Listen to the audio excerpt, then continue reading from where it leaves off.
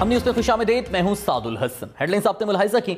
मरीम नवाज ने इमरान खान पर वार करते हुए कहा, नाअहल शख्स ने इक़्तिदार की हवस में इस्लामाबाद में जलाओ घेराव कराया। एक बच्चा जिसकी उम्र 70 साल से ऊपर है, वो हेलीकॉप्टर में इनकलाब का कहकर निकला था और आज तक घर वापस नहीं पहुंचा। वो इनकलाब जो पाकिस्तान की गली गली मोहल्ले मोहल्ले से निकलना था, वो आजकल अपनी जमानतें करा रहा है। वो जो सुपर पावर्स को ललकारता था, वो आज गिरफ्तारी के डर से पेशावर में छुपकर बैठा है। ये कैसी सियासत है कि अगर वो शख्स हुकूमत में रहे तो पाकिस्तान की तबाही करे और बाहर हो तो पाकिस्तान में हर जगह फितना, फसाद और अनारकी फैलाने की कोशिश करे।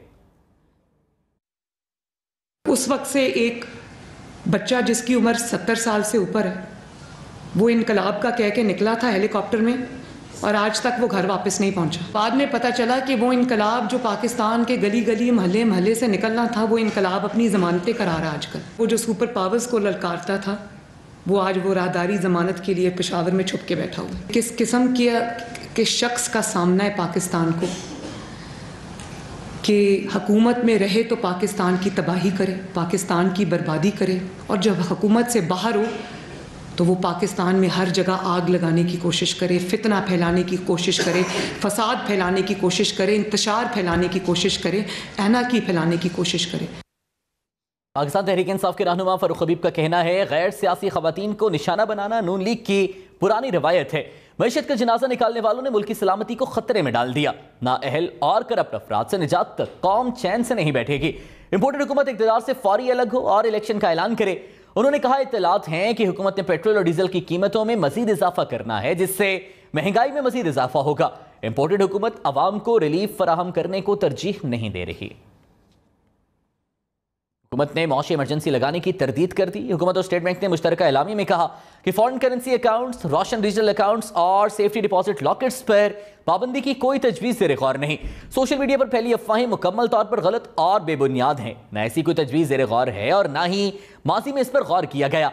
रोशन डिजिटल अकाउंट्स समेत तमाम फॉरेन करेंसी अकाउंट्स को कानूनी तहफ़्फ़ुज़ हासिल है। एलामी में कहा गया है कि हुकूमत और स्टेट बैंक इक़्तिसादी इस्तेहकाम यकीनी बनाने के लिए तमाम इक़दाम कर रहे हैं। मुश्किल इक़दाम और पेट्रोलियम मसनूआत पर सब्सिडी कम करने से IMF के साथ मुआहदे की राह हमवार होगी और IMF की किस्त जारी होगी। इसके बाद मुख्तलिफ इदारों और दोस्त ममालिक से माली मदद भी मिलेगी। आलमी मार्केट में अजनास की बढ़ती कीमतों और जोग्राफियाई और सियासी कशीदगी की वजह से दरपेश आर्जी दबाव कम होगा और मईशत में गैर यकीनी कैफियत खत्म होगी। मरीम नवाज ने हुकूमत संभालने की वजह बता दी। कहती है, इसलिए हुकूमत संभाली कि मुल्की मईशत वेंटिलेटर पर और बैरूनी ममालिक से ताल्लुकात भी खतरे में थे। पाकिस्तान डिफॉल्ट पर आ गया था। हमारे पास LC खोलने के पैसे नहीं थे। जब इक़्तिदार लिया तो मकसद ये भी था कि पाकिस्तान खाई में गिर रहा था। पूरी दुनिया से पाकिस्तान की लड़ाई हो गई थी। ऐसे में इमरान खान का हुकूमत में एक दिन रहना किसी खतरे से खाली नहीं था।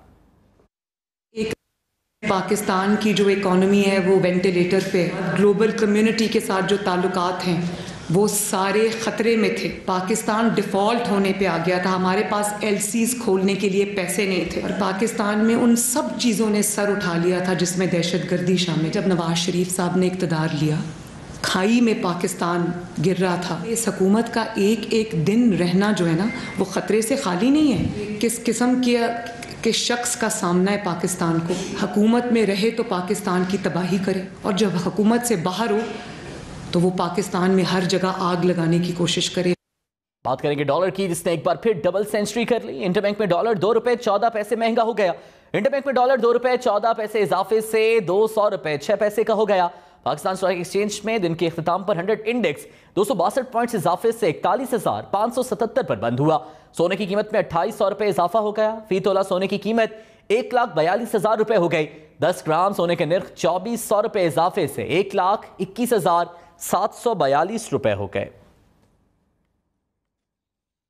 Chairman joint chief of staff committee general Nadeem Raza का कहना है कि कौमी स्ट्रेटेजिक प्रोग्राम पर बेबुनियाद और गैर जरूरी तबसरों से हर सूरत गुरेज किया जाए। ISPR के मुताबिक नस्ट में सेमिनार से खिताब करते हुए जनरल नदीम रजा ने कहा, न्यूक्लियर ममालिक में राइज तरीका अमल के मुताबिक सिर्फ नेशनल कमांड अथॉरिटी ही स्ट्रेटेजिक प्रोग्राम पर रिस्पॉन्स और तबसरा देने की मजाज है। पाकिस्तान की न्यूक्लियर सलाहियत मादरे वतन के दिफा के लिए सालमियत की जामिन है। न्यूक्लियर प्रोग्राम को अवाम और तमाम सियासी जमातों की हिमायत हासिल है। Deputy chairman national command authority general Nadeem Raza ने कहा, सिविल और मिलिट्री क़यादत नेशनल कमांड अथॉरिटी के स्ट्रेटेजिक प्रोग्राम के साथ सीसा पिलाई दीवार की तरह खड़ी है। कौमी सिक्योरिटी नाकाबिले तकसीम है। पाकिस्तान अपने न्यूक्लियर प्रोग्राम पर किसी भी किस्म का समझौता नहीं करेगा। पाकिस्तान एक जिम्मेदार और पुरएतमाद न्यूक्लियर मुल्क है। हमारी कौमी सिक्योरिटी और सेफ्टी मैकेनिज्म हर किस्म के खतरे के खिलाफ तमाम कौमी और बैनुल-अक़वामी ज़ाबतों के मुताबिक है। वज़ीर-ए-आज़म की वार्निंग से भी बात न बनी। मुल्क में बिजली का बहरान हर गुजरते दिन के साथ शदीद होता जा रहा है।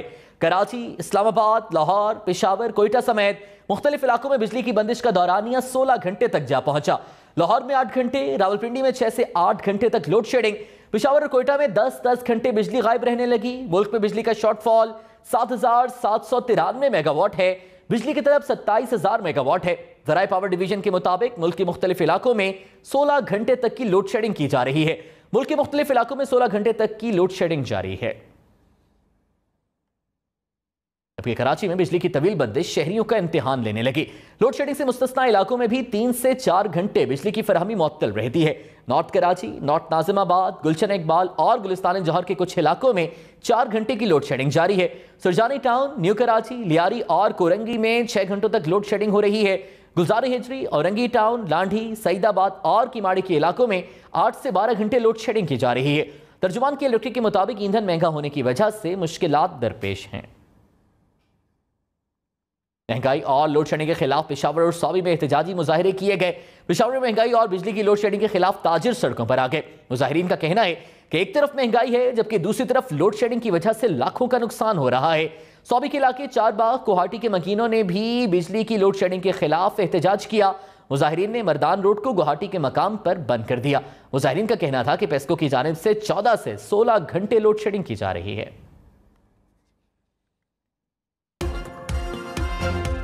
Welcome back. वज़ीर-ए-आज़म शहबाज शरीफ ने जापानी कंपनियों को पाकिस्तान में सरमायाकारी की दावत दे दी। इस्लामाबाद में वज़ीर-ए-आज़म की जापान के सरमायाकारों से मुलाकात हुई। वज़ीर-ए-आज़म ने कहा, पाकिस्तान में जापान के सरमायाकारों के लिए बेहतरीन मौके मौजूद हैं। 90 की दहाई तक पाकिस्तान में बहुत सी जापानी कंपनियां काम कर रही थीं। Up till 90s, there was a mushroom growth of Japanese companies in Pakistan. You are all very visible in the city of Karachi, Lahore, Peshawar and Quetta. We must bring them back. That's very important. And I have to say, even at the cost of reputation, that Japan has been one of the largest donors of Pakistan, and without any political strings. This is most important. साबिक़ वज़ीर दाखिला शेख रशीद का कहना है कि हुकूमत इंतखाबात की तारीख का ऐलान करे तो बातचीत हो सकती है, वरना इमरान खान किसी से बात नहीं करेगा। लाहौर हाईकोर्ट रावलपिंडी बेंच ने साबिक़ वज़ीर दाखिला शेख रशीद की जमानत कबल गिरफ्तारी 1 लाख मसलकों के एवज़ मंजूर कर ली। शेख रशीद ने कहा, मुल्क में हुकूमत नाम की कोई चीज़ नहीं, बाप विफाक और बेटा सूबे पर काबिज हो चुका है। इसी साल इंतखाबात होता देख रहा हूँ। इमरान खान बजट के बाद अगली हिकमत अमली का ऐलान करेंगे। हुकूमत वोटर लिस्टों और हल्का बंदियों में मर्जी की तब्दीलियां कर रही है। वज़ीर इत्तलाआत मरीम औरंगज़ेब ने तहरीक इंसाफ को निशाने पर रख लिया। विफाकी वज़ीर ने कहा, ये नया इलेक्शन मांग रहे हैं मगर असम्बली से इस्तीफे नहीं देते। मुल्क की मफादात की कीमत 5 खैरात लगाई गई। इनकी सोच तोशाखाना से शुरू होकर अंगूठी पर खत्म होती है। इन्होंने 4 साल जाती मफाद के लिए मुल्क को नुकसान पहुंचाया। फॉरेन फंडिंग हो, चाहे वो जाती मफादात के लिए इस्तेमाल हुए, तमाम का जो खुरा है वो बनी गाला जाकर निकल, और सारा वक्त दूसरों पर इल्ज़ाम। अगर इलेक्शन चाहते हैं तो आज इस्तीफ़े दें जाके पार्लियामेंट में। वो स्पीकर साहब बैठे हैं, इनके इंतज़ार में बैठे हैं, नया इलेक्शन मांग रहे हैं लेकिन नेशनल असम्बली से इस्तीफ़े नहीं देने, नेशनल असम्बली की तनख्वाहें और मरात नहीं छोड़ने। ज़ाती मफादात, ज़ाती एसेट, ज़ाती इनकम के लिए लोगों से अंगूठियों की डीलें की, तोशाखाना की घड़ियाँ बेची। वज़ीर-ए-आला सिंध और एमक्यूएम रहनुमाओं की मुलाकात हुई है। एमक्यूएम के रहनुमा कुंवर नवीद जमील का कहना है कि मुलाकात में पीपल्स पार्टी से मुआहदे पर होने वाली पेशरफ्त पर बातचीत हुई है। बहुत से मुतालिबात ताहाल हल तलब हैं। पीपल्स पार्टी से वक्त निकाल कर दोबारा मुशावरत की जाएगी। मुलाकात जो हमारा एग्रीमेंट है उसी सिलसिले में के हवाले से हुई थी, तो उसी में गुफ्तगू हुई है। ताहम काफ़ी सारे इशूज़ अभी बाकी हैं। आज दोबारा वक्त निकाल के इस वक्त दोबारा बैठे। कोई इस मुलाकात में ब्रेक थ्रू हुआ एडमिनिस्ट्रेटर कराची के हवाले से दीगर है? इस पर बात नहीं है, मतलब पहली तरजीह जो है वो लोकल गवर्नमेंट का बिल है, बाकी तमाम चीज़ें उसके बाद। जो बल्दियाती इदारे थे वो मेयर के कंट्रोल में करने के हवाले से आपका काफ़ी वो बिल है ना, उस पर डिसीजन की और आज ही किसी वक्त और बैठेंगे। पंजाब में ज़िमनी इंतखाबात, नून लीग ने तरीन ग्रुप अरकान की अक्सरियत को टिकट के लिए राजी कर लिया। दराए तरीन के मुताबिक ज़िमनी इंतखाब में मुनहरिफ अरकान नून लीग के टिकट पर हिस्सा लेंगे। तरीन ग्रुप पहले आज़ाद हैसियत में इलेक्शन लड़ने पर बज़िद था। लाहौर के 4 हलकों में मुनहरिफ अरकान और उनके नामजद उम्मीदवार नून लीग के टिकट पर हिस्सा लेंगे। मरीम नवाज ने कहा है कि बनी गाला करप्शन का हेडक्वार्टर बना हुआ था। उस्मान बुज़दार और फराह खान आपके फ्रंट पर्सन थे। जब आप इस चीज में मसरूफ हो कि एक छोटा सा काम कराने के लिए भी खातून अव्वल को डायमंड चाहिए हो, ये लोग पूरे पाकिस्तान का हक खा गए। फराह खान फ्रंट पर्सन थी, असल बेनिफिशरी तो इमरान खान थे। खबर यह है कि गुस्ताखाना बयानात पर भारतीय नाज़िमुल उमूर की दफ्तर खारजा में तलबी हुई। पाकिस्तान ने बीजेपी अहदेदारों के तज़हीक आमेज़ बयानात की सख्त मज़म्मत की। तर्जुमान दफ्तर खारजा का कहना है कि भारतीय नाज़िमुल उमूर को बताया गया कि भारत अक़लियतों को इंसानी हुकूक की खिलाफ वर्जियों से बचाने के लिए फौरी इक़दाम करे। वज़ीर खारजा बिलावल भुट्टो ने कहा कि बीजेपी क़यादत और हुकूमत तौहीन आमेज़ कलिमात की मज़म्मत करे, जिम्मेदारों को कैफ़र किरदार तक पहुँचाया जाए। ये बयानात मुकम्मल तौर पर नाकाबिल कबूल हैं। तौहीन आमेज़ बयानात से न सिर्फ पाकिस्तानी अवाम बल्कि दुनिया भर के मुसलमानों के जज्बात को शदीद ठेस पहुंची है। दूसरी जानिब वफाद पाकिस्तान की तरफ से भारतीय रहनुमाओं के गुस्ताखाना बयानात की शदीद मजम्मत की गई है। DGISPR का कहना है इश्तियाल अंगेज अमल इंतहाई तकलीफ दे है। यह अमल वाज़ेह तौर पर भारत में मुसलमानों और दीगर मज़ाहिब के खिलाफ इंतहाई सतह की नफरत की निशानदेही करता है।